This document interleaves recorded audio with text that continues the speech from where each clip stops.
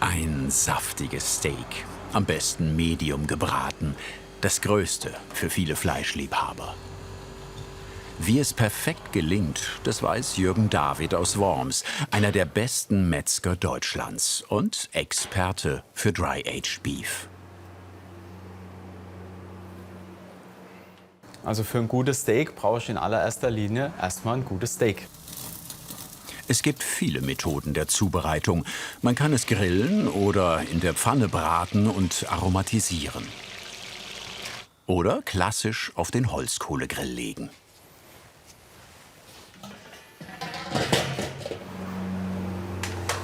Mit seinem Wissen rund um Ribeye, Roastbeef, Entrecote und Co.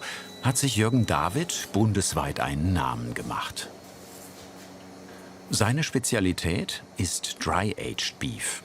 Das heißt trocken gereiftes, gut abgehangenes Rindfleisch, das besonders aromatisch schmeckt. Steak ist auf jeden Fall das beliebteste Fleisch, also bei uns im Geschäft auf jeden Fall.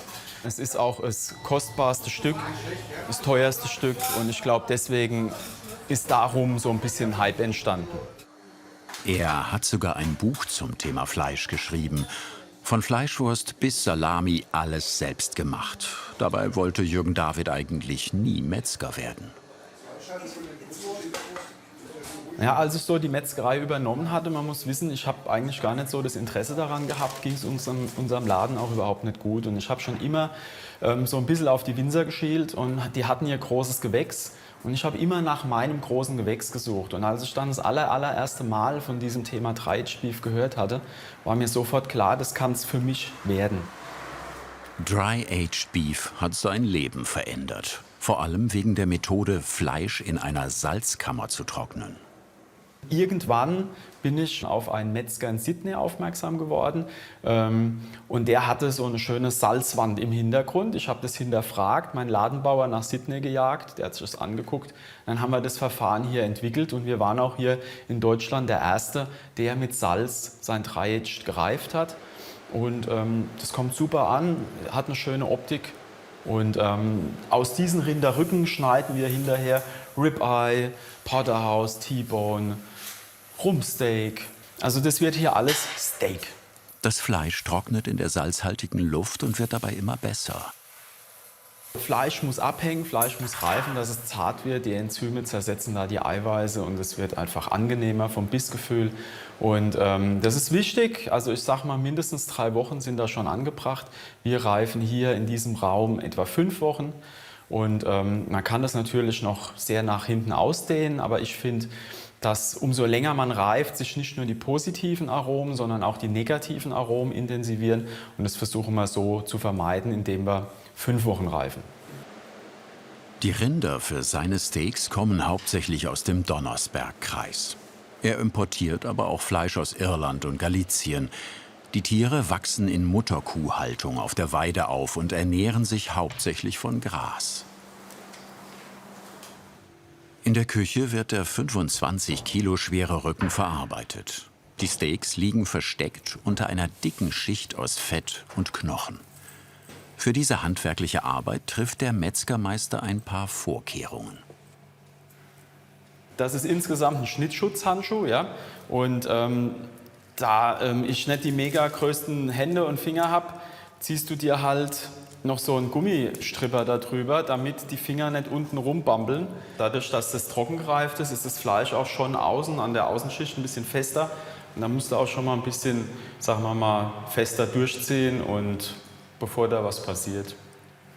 Wir haben da jetzt mehrere Teilstücke in einem drin. Ja. Wir haben hier erstmal die ersten 3, 4 sind die sogenannten Porterhouse, wenn wir so runtersägen. Hier haben wir die T-Bone. Dann hier haben wir die Ribeye, die sind ein bisschen fetter, die gehen Richtung Nacken. Ja.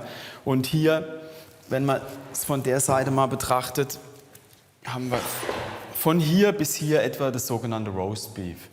Und das ist auch das, was wir heute einfach mal zubereiten, weil ich glaube, das ist dann doch immer noch das gängigste Steak. Mein Lieblingssteak ist hier vorne das Ribeye oder auch auf Französisch Entrecote genannt, weil es ein bisschen durchwachsener ist. Aber heute gibt es Roast Beef. Um an das Roastbeef oder Rumpsteak zu kommen, muss er den Rücken fachmännisch zerlegen.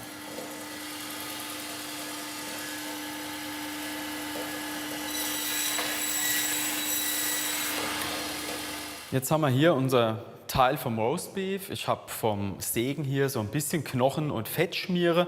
Das kratze ich jetzt einfach mal so ein bisschen weg, sieht doof aus, ist aber überhaupt nichts Schlimmes. Jetzt erkennt man hier schon das klassische Roastbeef, wenn man sich einen Knochen wegdenkt. Rund 6 bis 8 Steaks ergibt dieses Stück, je nach Dicke. Also ich empfehle eine Dicke zwischen 3 und 5 Zentimeter. Denn gerade bei so einem großen Steak haben wir schon als mal Kunden, die sagen, ja, ich hätte gerne nur 200 Gramm. Und dann ist es natürlich ein bisschen dickere Aufschnittscheibe. Ja? Und mir ist es halt wichtig, dass du überhaupt die Chance hast mit einer gewissen Dicke, dass das Steak überhaupt Medium wird. Weil wenn das so dünn ist und du halt mit einer starken Hitze oben und unten drauf ballerst, und dann ist es natürlich ein bisschen schwierig, das Medium hinzubekommen. Dann gibt es wieder Kunden, die sagen so, oh, ich hätte gern so ein Porterhouse, da rate ich aber auch davon ab. Oder so ein Tomahawk. Ja? Warum? Wenn du halt so ein dickes Steak hast, hast du prozentual halt sehr wenig Röstaromen. Und ein Steak lebt halt vom Aroma, von den Röstaromen. Ja? Und dann hast du eher so einen Rinderbraten. Ja? Und das ist natürlich schade, weil ich glaube, so ein bisschen Schmackes mit Röstung, das tut so einem Steak immer gut. Die Röstaromen entstehen beim Braten oder Grillen. Für den Geschmack spielt aber vor allem die Herkunft des Fleisches eine zentrale Rolle. So, zack ist der Knochen schon draußen. Nicht alles, was Jürgen David hier abschneidet, wird weggeworfen. Aus einem kleinen Teil macht er noch Hamburger-Patties. Trotzdem, der Verlust beim Zuschnitt ist sehr groß. Deswegen kostet ein Dry-Aged Steak vom Metzger auch deutlich mehr. So, das ist eine schöne Dicke von einem Steak. Also ganz wichtig ist schon mal beim Einkauf, dass ich hinterfrage, ob es ein Jungbulle ist, eine Ferse oder ein Ochse. 90% auf dem deutschen Markt ist halt ein Jungbulle. Jungbulle ist relativ schnell gewachsen, in der Regel recht mager, eher so wie so ein junger Bodybuilder, sagen wir mal. Die Muskeln sind recht fest, ja? Starke Strukturen, starke Fasern. Bei der Ferse, einem jungen weiblichen Tier, was noch nicht gekalbt hat, oder der Ochse, der ist kastriert, die sind wesentlich gechillter. Ja? Da ist nicht so viel Adrenalin und Testosteron im Spiel. Die sind entspannter und wachsen einfach so ein bisschen mehr ins Fettere rein, wie in die Muskulatur. Und von daher wird es für so ein Steak einfach wesentlich besser, leckerer. Und deswegen würde ich auf jeden Fall darauf achten, eine Ferse oder einen Ochse zu kaufen. In der Regel steht es halt noch nicht auf irgendeiner Verpackung drauf. Der Metzger weiß es auf jeden Fall. Ich denke aber, dass es in naher Zukunft kommt, weil einfach das Wissen um das Steak drumherum immer größer wird und dass die Leute in naher Zukunft wirklich auch auf der Verpackung schon gucken, ob es eine Ferse, ein Ochse oder ein Jungbulle oder eine Kuh oder whatever ist. Und das ist schon mal so der Grundeinstieg für ein super gutes Steak. Ein super gutes Steak erkennt man auch an der Marmorierung. Die sorgt später für ein gutes Bissgefühl, denn es soll ja vor allem schmecken. Zu viel Fett wird sorgfältig abgeschnitten.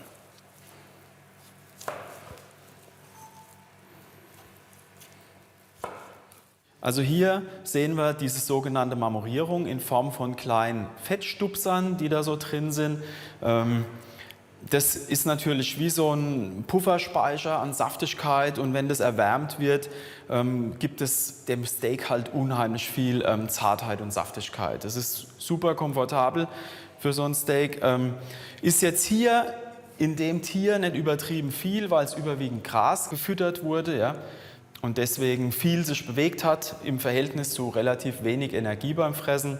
Aber trotzdem sieht man, dass was vorhanden ist und so sieht ein qualitativ hochwertiges Steak aus. Jürgen David zeigt 3 Methoden der Zubereitung. Das Braten, das Grillen und die Sous-Vide-Variante. Dafür kommen die Steaks in einen Plastikbeutel. Sie werden im Wasserbad vorgegart und später bei 800 Grad gegrillt.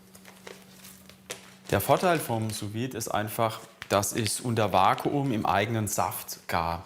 Bei 50 Grad für etwa 3 Stunden. In diesen 3 Stunden kann das Enzym Catepsin sehr schonend und langsam arbeiten. Das macht das Fleisch zart beim Erwärmen. Aber nur bis zu einem Gargrad von 50 Grad arbeitet dieses Enzym. Das heißt, umso länger und umso schonender ich brauche, bis es über die 50 Grad drüber kommt, desto besser kann dieses Enzym arbeiten. Wenn mein Steak innerhalb von einer Viertelstunde auf dem Garpunkt ist, leider Gottes, wenn die Kerntemperatur erreicht ist, muss ich aufhören. Aber wenn ich es schaffe, dass mein Steak eben 1 Stunde, 2 Stunden oder noch besser sogar 3 Stunden braucht, bis es im Inneren auf den Gargrad gekommen ist, umso länger konnte dieses Enzym arbeiten, umso zarter und saftiger wird mein Steak. Das Vakuumieren übernimmt der Metzger. Dann ist der Beutel garantiert dicht. Wer kein Sous-Vide-Gerät hat, kann die Steaks auch wasserdicht verpackt in einer Schale im Backofen 3 Stunden lang auf 50 Grad erwärmen. Während die Steaks langsam garen, zündet Jürgen David den Kugelgrill an. Dabei kommt ein Anzündkamin zum Einsatz, bis oben hin gefüllt mit Kohle. Das Problem beim Kugelgrill ist ganz einfach, dass ich mir zwar einbilde, dass ich da ganz viel tun kann mit meinen Schieberchen hier, ein Schieberchen unten und schön indirekt, aber wenn das Ding mal so 250, 350 Sachen hat, dann hat es eben die Temperatur in dem Grill. Klar, wenn ich das Steak aus dem direkten in die indirekte Zone lege, habe ich keine direkte Strahlungshitze, aber trotzdem ist der Grill verdammt heiß und mein Steak gart einfach nicht langsam genug, um eine super Qualität zu entwickeln. Je höher aber die Temperatur zum Anbraten, umso besser. Ein handelsüblicher Infrarotgrill bringt es sogar auf 800 Grad Oberhitze. Es kann nicht besonders viel, so ein Gerät, aber was es kann, Kruste für ein Steak. Das geht super schnell. Wir werden hier nicht mal 1 Minute brauchen für unsere Kruste. Und deswegen ist es auch so komfortabel, weil in der kurzen Zeit habe ich mich nahezu nicht ins Steak reingearbeitet. Das im Wasserbad gegarte Steak hat nach 3 Stunden eine Temperatur von 50 Grad. Also so wird es jetzt noch nicht schmecken. Ja, das wäre jetzt einfach ein gekochtes Steak. Der Vorteil ist, wir haben jetzt hier einen perfekten Gargrad. Das hat jetzt genau 50 Grad im Kern. Ich tupfe das jetzt mit Absicht trocken, damit eben bei der Maillard-Reaktion das Wasser nicht noch erst wegbrutzeln muss. Die Maillard-Reaktion ist quasi die Reaktion, dass ein Steak bräunt. Die entsteht bei ca. 140, 150 Grad, geht es los. Und wenn da jetzt noch so viel Wasser oder Fleischsaft draufsteht, muss ja erst noch die Flüssigkeit wegbrutzeln und die verdampft halt bei 100 Grad. Das heißt, ich verschwende hier locker mal 1 Minute Zeit. Das Ziel, möglichst viele Röstaromen in möglichst kurzer Zeit. Dabei spielt auch Salz eine wichtige Rolle. Vorher salzen, nachher salzen. Da gehen ja die Meinungen komplett auseinander. Ich persönlich salze vorher, schon mal aus dem für mich wichtigen Grund, dass eben das Salzaroma sich überhaupt in die Kruste einarbeiten kann. Wenn die Kruste fertig ist und ich streue Salz hinterher drauf, dann kann ich das quasi auch fast nahezu so abschütteln und es ist gar nicht richtig drin. Klar kann ich dann über die Anschnittflächen noch ein bisschen Salz drauf streuen, aber in der Kruste habe ich das Salzaroma verschenkt. Pfeffer kommt auf jeden Fall erst nach dem Grillen drauf, denn bei 800 Grad würde der verbrennen. Wenn die Kruste richtig brutzelt, entstehen die gewünschten Röstaromen.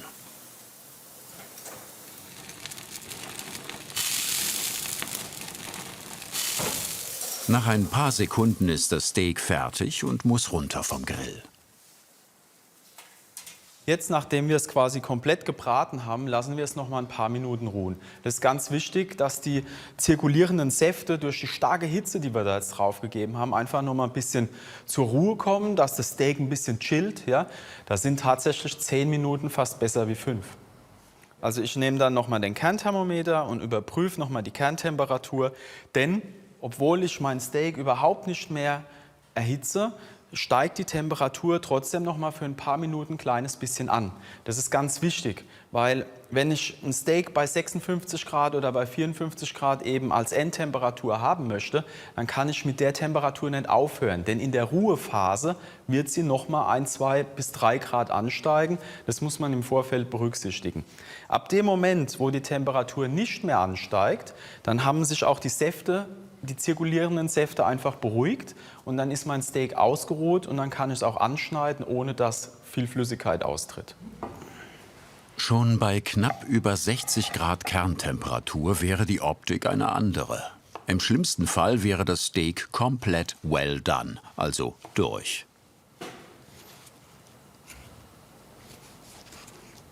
Also so im Prinzip soll das Steak aussehen. Soll von unten bis oben soll es komplett schön rot sein und außen soll es eine schöne Kruste haben. Dann ist es ein saftiges, aromatisches Steak. Ich mag es wirklich bei 54 oder 56 Grad. Das ist genau die Mitte, so ganz unspektakulär, Mitte Medium. Ja, das ist genau mein Ding.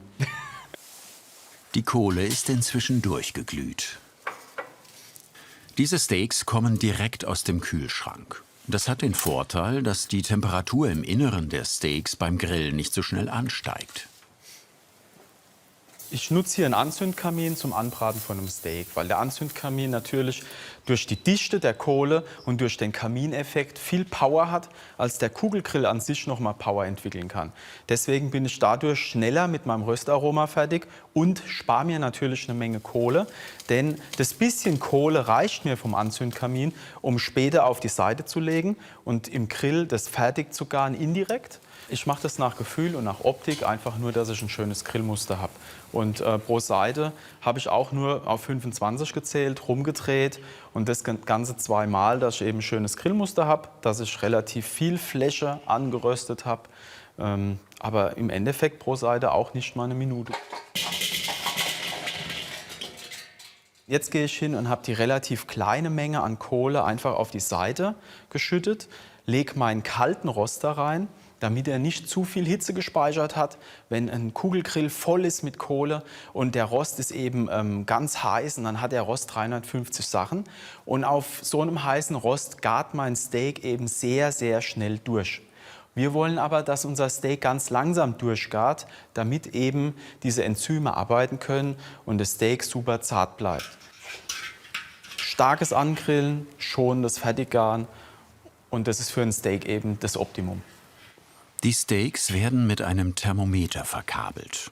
Während sie rund eine Stunde in der indirekten Hitze garen, zeigt Jürgen David eine weitere Methode, ein Steak zuzubereiten. Also bei der Pfanne ist ganz wichtig, dass ich ein hocherhitzbares Fett verwende, ja, was einen hohen Rauchpunkt hat. Ein kaltgepresstes Olivenöl hat eben einen ganz niedrigen Rauchpunkt, so knapp über 100, 110 Grad. Ja. Da muss ich schon was anderes nehmen, wie zum Beispiel ein Rapsöl, das hat einen Rauchpunkt ein ganzes Stück über 200 Grad oder Butterschmalz auch ein Stück über 200 Grad. Und heute braten wir das Steak einmal in Rapsöl an, ganz heiß und ganz schnell.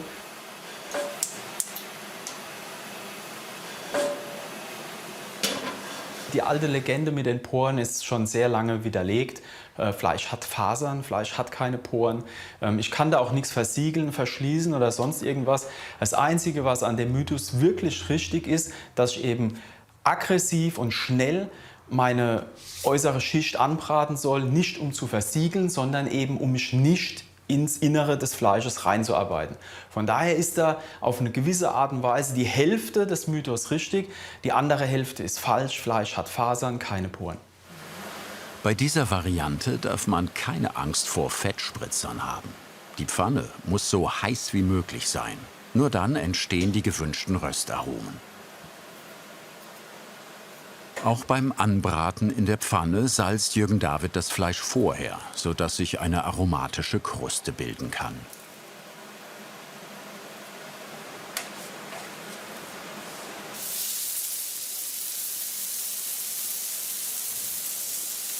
Ich lege immer nur ein Steak in die Pfanne. Das ist dasselbe Konzept wie auch bei einem Gulasch zum Beispiel. Wenn ich 2 Kilo Gulasch in so ein Töpfchen reinmache, dann wird es ja nur gekocht.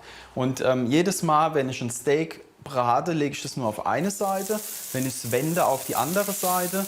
Und dann kann sich die andere Seite schon wieder erholen. bevor ich es nochmal wende. Also ich wende so 4, 5, 6 Mal mein Steak in der Pfanne und damit es immer auf der anderen Seite wieder bumsheiß wird, nehme ich nur ein Steak.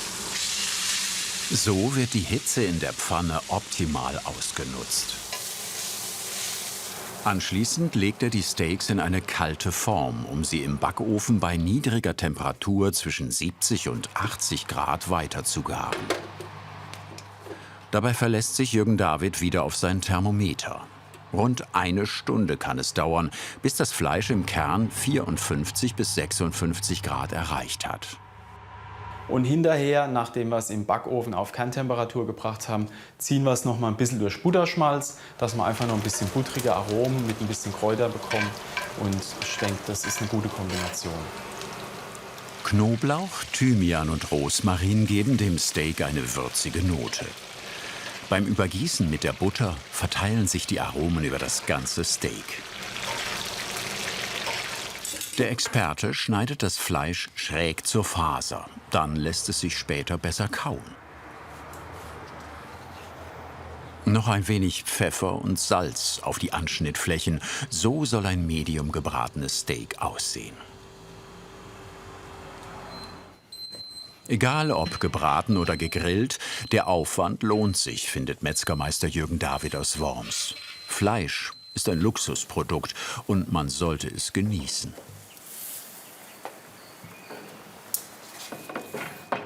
Also ich finde, man sollte sich schon Zeit nehmen für ein Steak oder insgesamt für Fleisch, denn das hat viele, viele Monate, sogar Jahre gedauert, bis das Tier gewachsen ist. Ja. Eine gewisse Wertschätzung gegenüber dem Produkt schadet da in dem Fall auch nicht, denn am Ende hat es dann doch ein Tier sein Leben gekostet.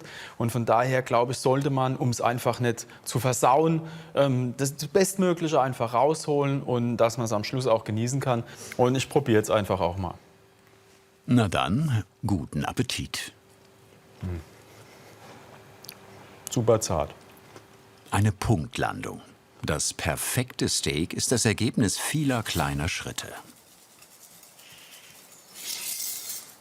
Mit den richtigen Zutaten und ein bisschen Geduld gelingt die Zubereitung auch in der eigenen Küche. Hat dir diese Handwerkskunst gefallen? Dann schreib uns deine Meinung zum Film in die Kommentare. Und nicht vergessen, Kanal abonnieren.